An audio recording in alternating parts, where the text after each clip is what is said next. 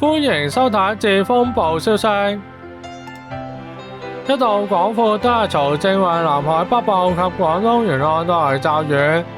喺下午4點，熱帶風暴紫檀集結海口之西北偏西約270公里，預料移動緩慢，喺北部灣一帶徘徊。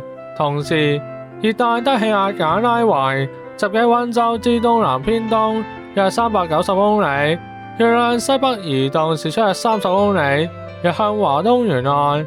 此外，位於亞蒲島附近嘅低壓區正逐漸增強，一個熱帶船似乎在形成中。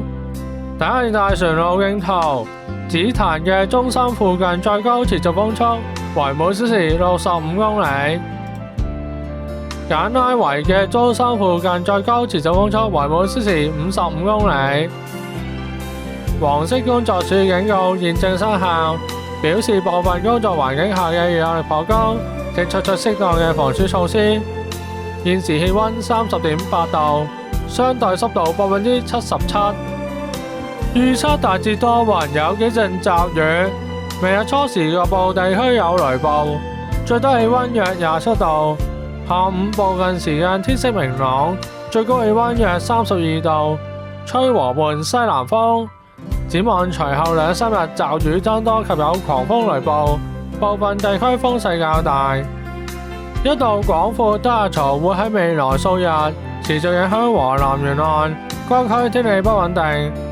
預料熱帶氣旋紫檀會喺明日於北部灣一帶徘徊，喺隨後1、2日有較大機會逐漸轉向東至東北方向移動，靠近雷州半島至廣東西部沿岸一帶。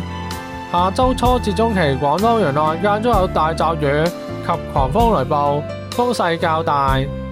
此外，熱帶船簡拉維會喺今明2日移向華東沿岸，而熱帶船沙德爾會喺未來數日橫過西北太平洋並繼續增強，大致向琉球群島一帶，隨後路徑存在變數。